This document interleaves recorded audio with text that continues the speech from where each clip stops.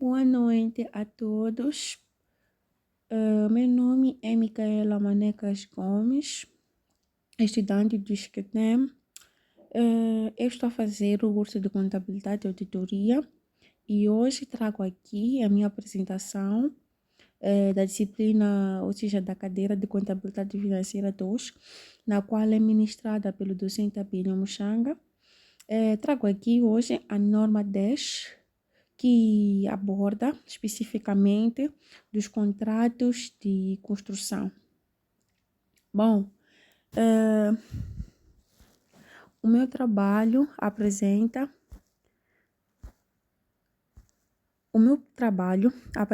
a seguinte estrutura. Vamos aqui encontrar o objetivo desta norma. Vamos encontrar o âmbito, ou seja, aonde que essa norma aplica-se. Vamos encontrar aqui a combinação de segmentos de contratos de construção. Vamos encontrar aqui nesta apresentação o rédito do contrato. Vamos encontrar aqui o reconhecimento do rédito e gastos do governo. Vamos encontrar o reconhecimento de perdas esperadas nesta norma. Vamos encontrar aqui as alterações que podem ocorrer nesta norma 10. Vamos encontrar aqui perguntas frequentes, ou seja, dúvidas frequentes, como também vamos encontrar aqui exercícios práticos. Desde já, anuncio o início da minha apresentação. Temos aqui o objetivo da NCRF 10. Esta norma, ela estabelece o tratamento contabilístico do rédito e dos correspondentes custos relativos aos contratos de construção, dada a natureza da atividade subjacente à dos contratos de construção. A atividade é iniciada e a data em que a atividade é concluída. Ocorre geralmente em períodos contabilísticos distintos. Ou seja, o objetivo desta norma é prescrever aquilo que é o tratamento contabilístico do rédito e gastos associados à construção, a contratos de construção, visando assegurar que o resultado de um contrato de construção ele seja reconhecido de forma prudente e de forma fiável, e de forma viável também, durante o período em que a obra é realizada. Então, o objetivo é prescrever o tratamento contabilístico de rédito e dos gastos associados a contratos de construção, permitindo assegurar-se o resultado de um contrato de construção, reconhecendo de forma prudente, ou seja, de forma mais clara, durante o período em que a obra está a ser realizada. No entanto, vamos agora passar para o âmbito da NCRF 10. Esta norma deve ser aplicada na contabilização de contratos de construção, nas demonstrações financeiras das entidades contratadas para a execução dos trabalhos. Ou seja, a NCRF 10 ela aplica-se a contratos especificamente negociados para a construção de um ativo ou de um conjunto de ativos, e incluindo contratos de prestação de serviços diretamente relacionados com a construção. Ressaltar aqui que esta NCRF 10 ela não se aplica a contratos de prestação de serviços em geral, ou seja, exceto se ligados a obras. Ela não vai se aplicar a contratos de prestação de serviços em geral. E também ela não se aplica à venda de imóveis concluídos, ou seja, a venda de imóveis concluídos, eles são tratados pelo rédito, e aqui nós estamos no contratos de construção, eles estão a dizer que ela não vai se aplicar à venda de imóveis. No entanto, um contrato de construção é nada mais que um contrato negociado para a construção de um ativo ou de um conjunto de ativos, desde que, ou seja, que sejam interdependentes ou interrelacionados.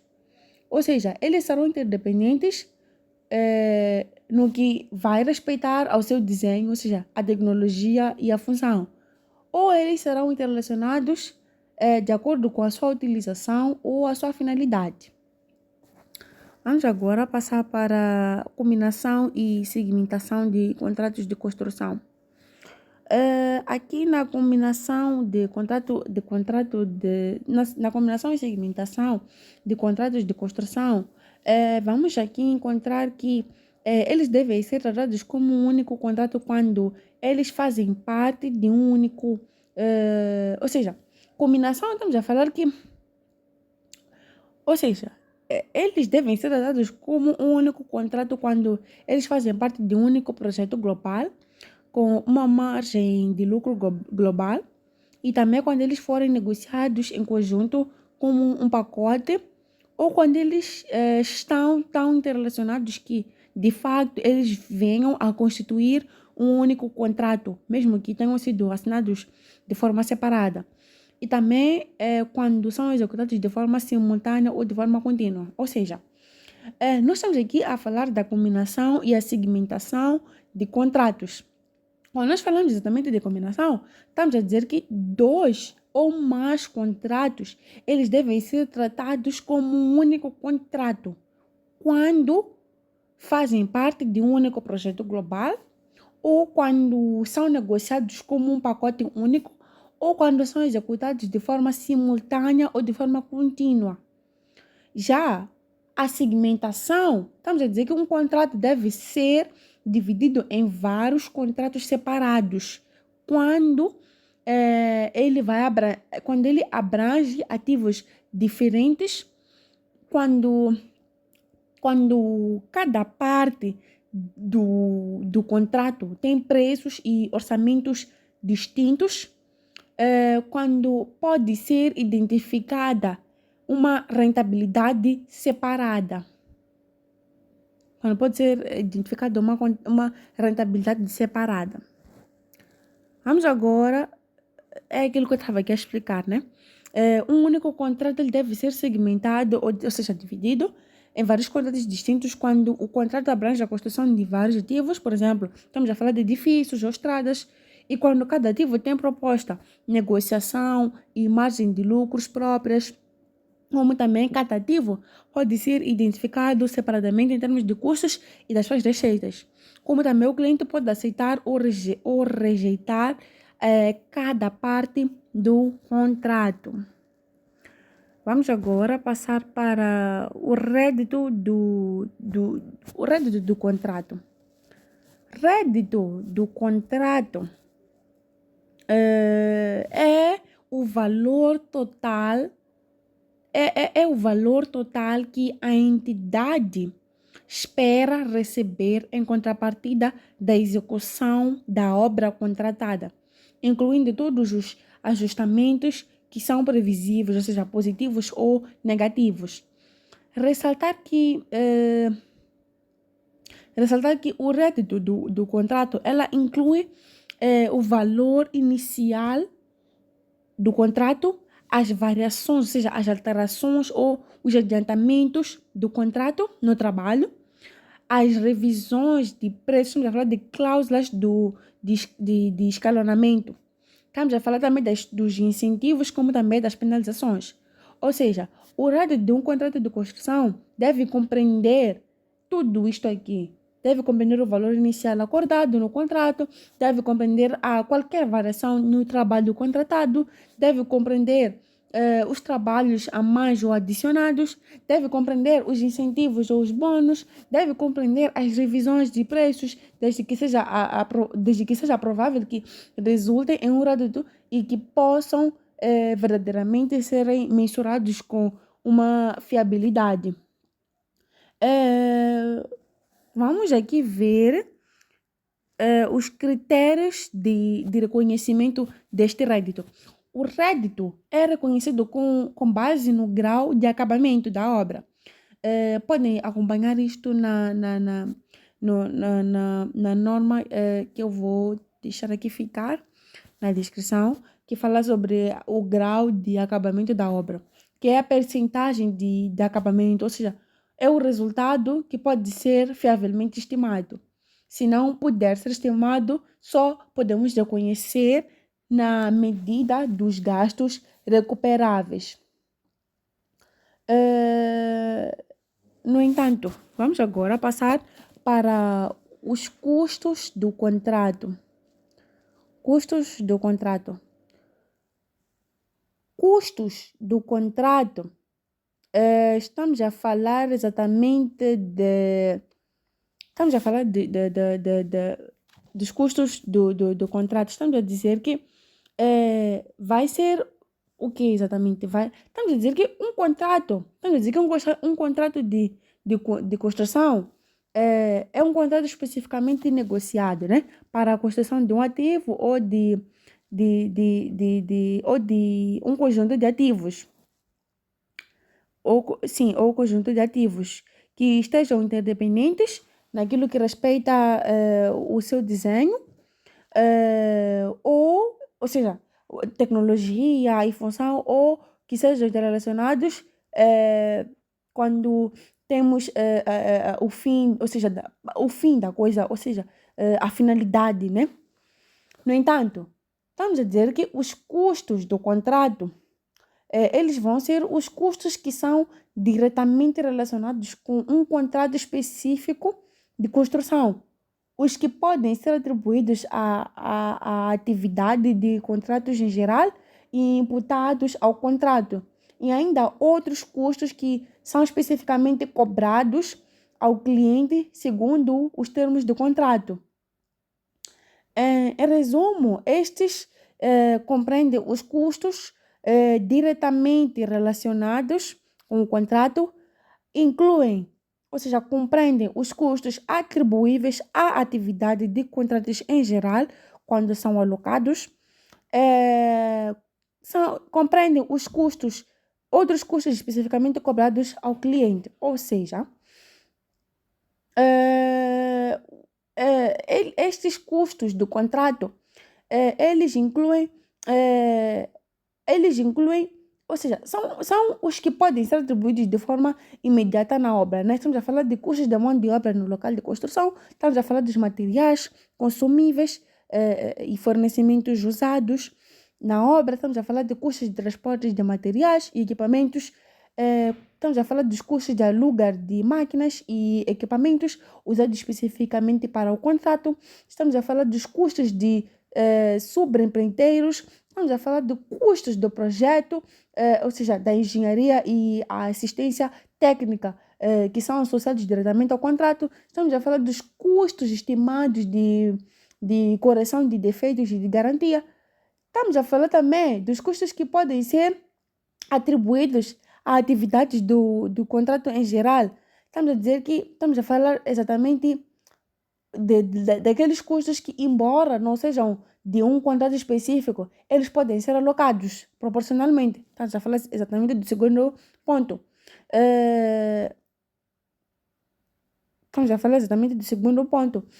Onde eles podem ser alocados proporcionalmente. Estamos a falar dos seguros de obra, estamos a falar dos custos de supervisão do estaleiro, estamos a falar dos custos indiretos de construção, estamos a falar de escritório técnico no local, etc, etc.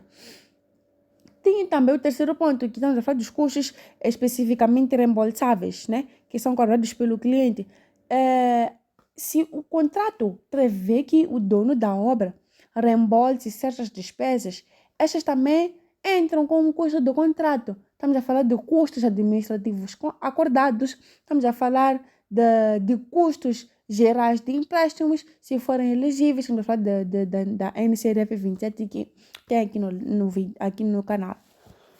Então, quando nós falamos do custo do contrato, estamos a falar de todos os custos desses 3 pontos que eu deixei ficar aqui, mas cada um com sua abrangência, né? Ou seja, com os seus pontos.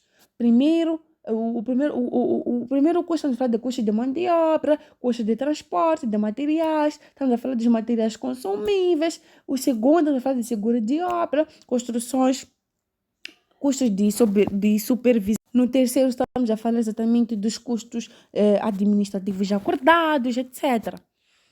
Então, agora vamos aqui falar do reconhecimento. Vamos aqui falar do reconhecimento do rédito, sim, reconhecimento do rédito e dos gastos do contrato, e dos gastos do contrato. No entanto, temos aqui temos dois métodos, não, temos dois métodos, sim, do reconhecimento do rédito e dos custos do contrato. Encontramos aqui, nem são dois métodos, na verdade, são três métodos, vamos encontrar aqui. Temos o método de percentagem de acabamento ou grau de execução, onde o rédito e os gastos devem ser reconhecidos à medida que a obra avança, de acordo com o grau de acabamento do contrato. Estamos aqui a falar do rédito. Temos também o grau de acabamento pode ser medido por proporção dos custos incorridos face aos custos totais estimados. Estamos a falar das medições físicas da obra concluída, ou seja, as inspeções técnicas. Ou seja, aqui usamos o método de percentagem de acabamento, onde colocamos dois pontos essenciais.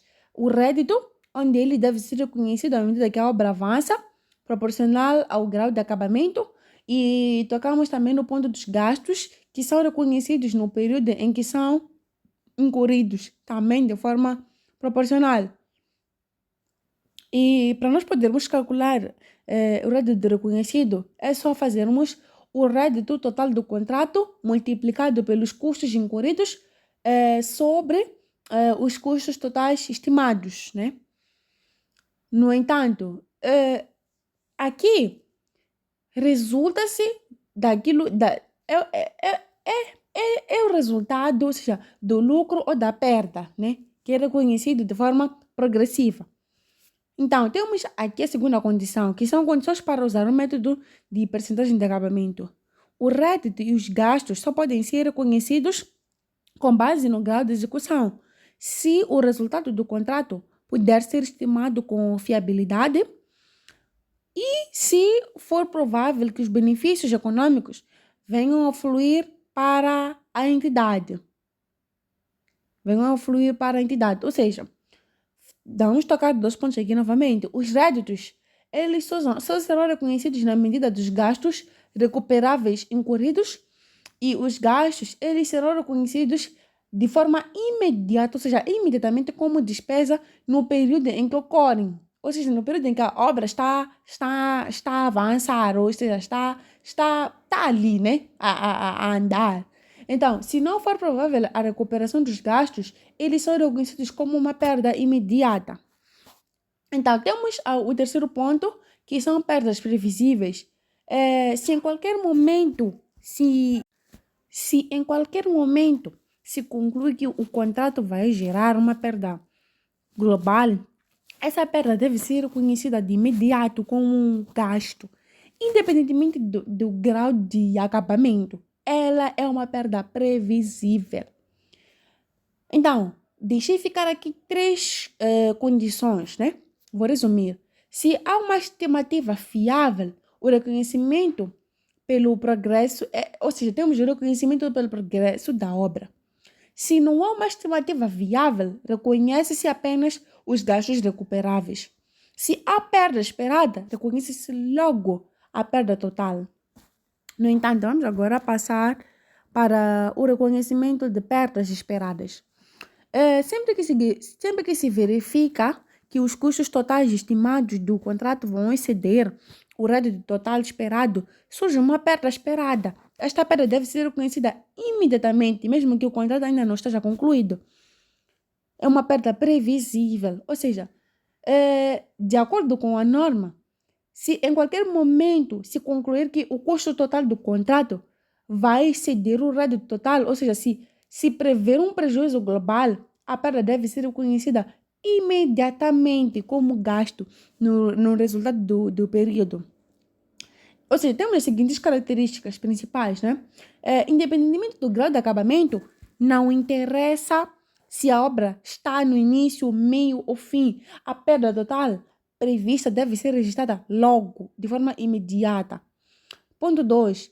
Ela inclui todos os custos inevitáveis, ou seja, consideram-se todos os custos necessários para terminar a obra, mesmo que ainda não tenham sido incorridos, ou seja, colocados lá.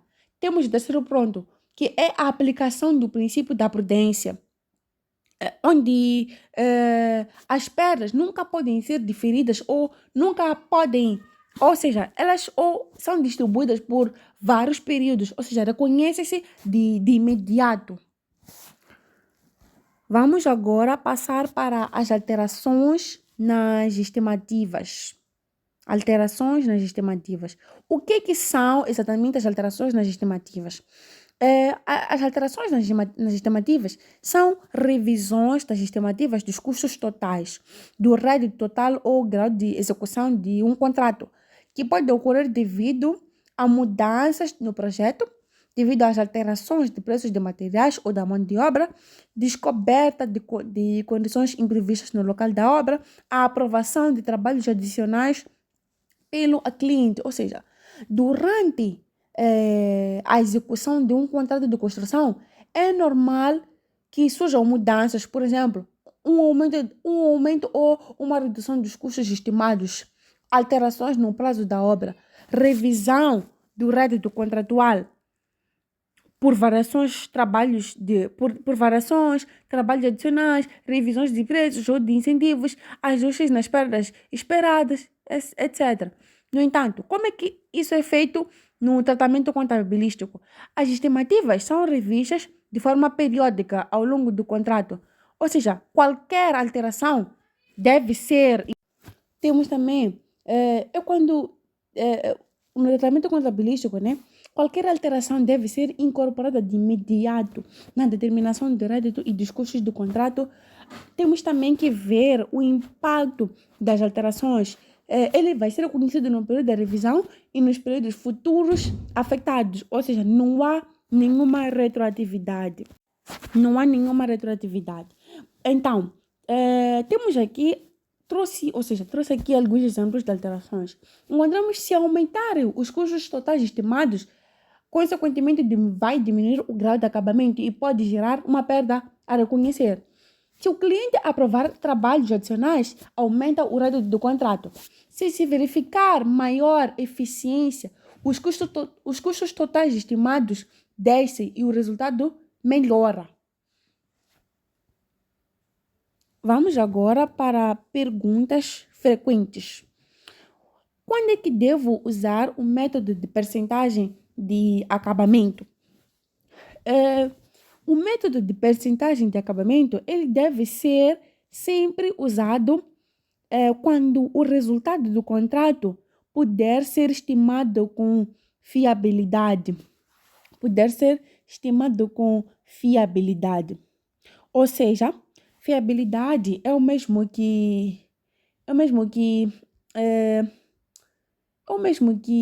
como posso dizer?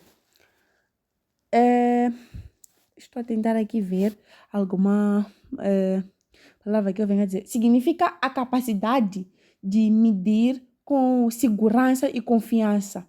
Sim, a capacidade de medir com segurança e com confiança. Então, sempre deve ser usado a percentagem de acabamento quando se quer usar um método, quando se quer se estimar com fiabilidade, com segurança e com confiança. Se não for possível estimar, só se reconhecem os custos incorridos que possam ser recuperáveis e nenhum lucro é registrado até que haja certeza. Como é que podemos reconhecer o rédito de trabalhos adicionais ou alterações no contrato? O rédito só deve ser incluído quando for provável que o cliente aceite a alteração e quando o valor puder ser mensurado com fiabilidade, com segurança. É reconhecido ao longo do progresso da obra, de acordo com o grau de execução ou o grau de acabamento.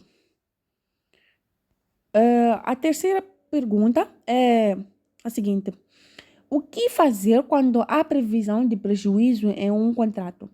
Quando há previsão de prejuízo em um contrato, a perda esperada deve ser reconhecida imediatamente como gasto do período, mesmo que o contrato ainda não tenha concluído, não esteja concluído. Para refletir corretamente a situação econômica, ela deve ser imediatamente reconhecida como gasto.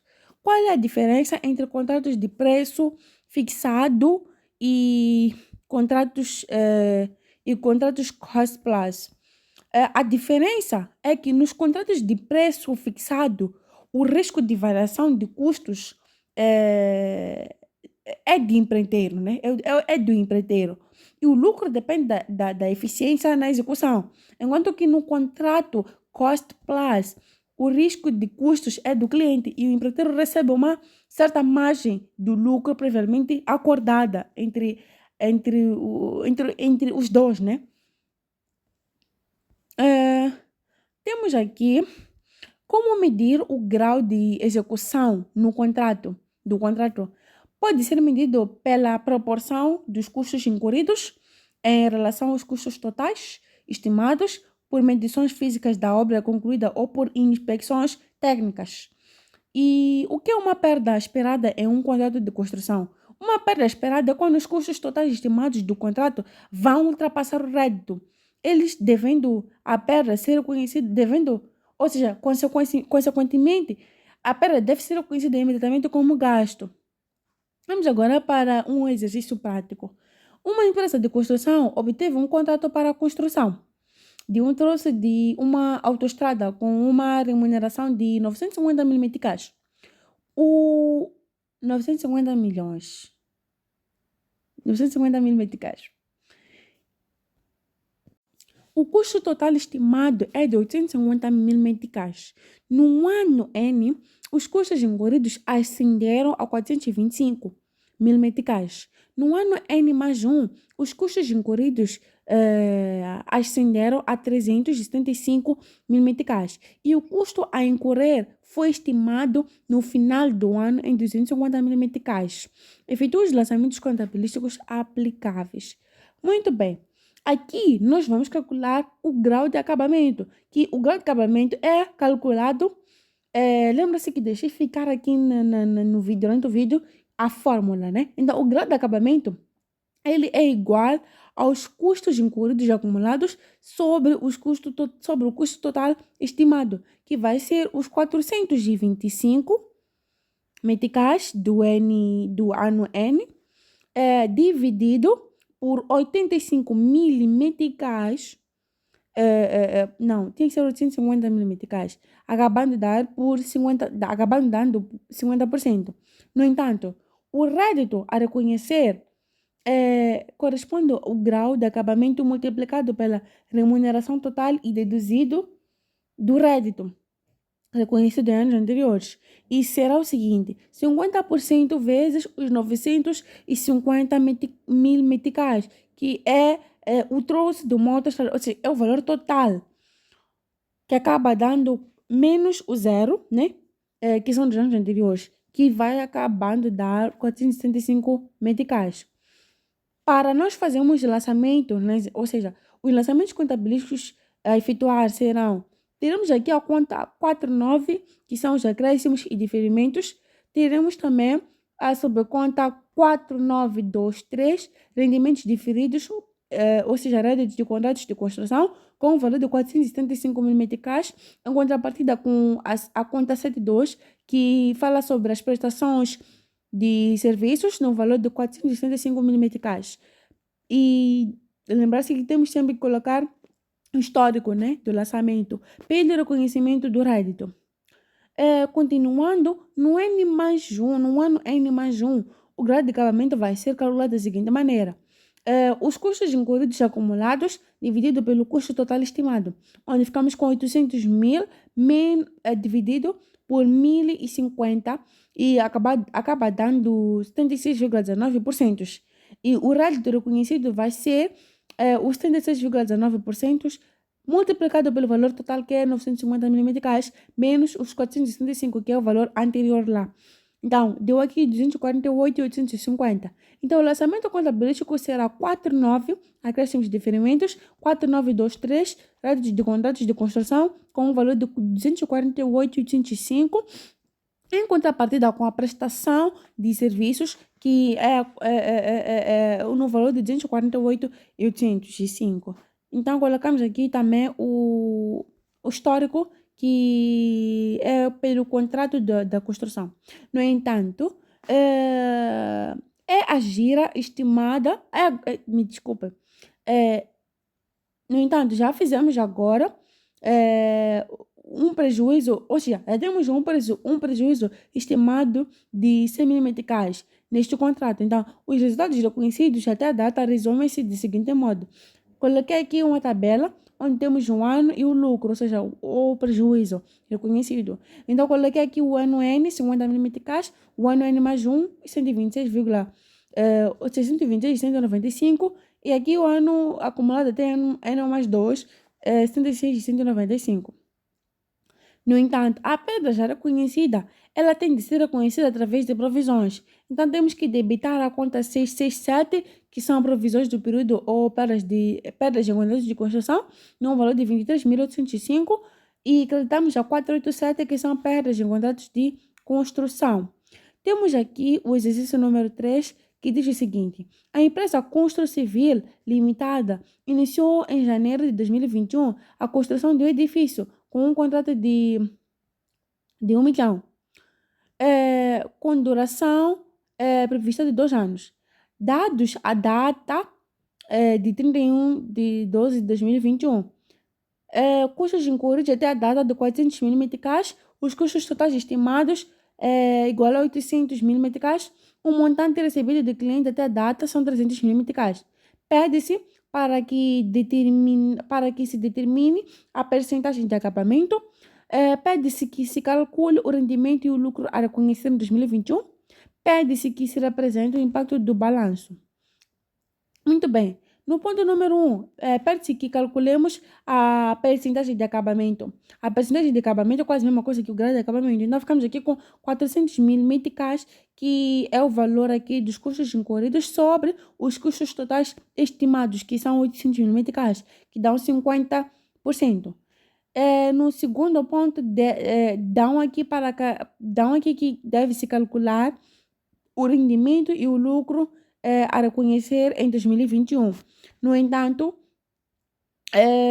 o rendimento a reconhecer será os 50% multiplicado por 1 milhão de meticais, que é o contrato, é o valor total, menos, ou seja, sim, igual, vai ser igual a 500 mil meticais. Então, o lucro a reconhecer será esse valor de 500 mil meticais menos os custos incluídos até a data, que são 400 mil. Então, acaba dando 100 mil meticais.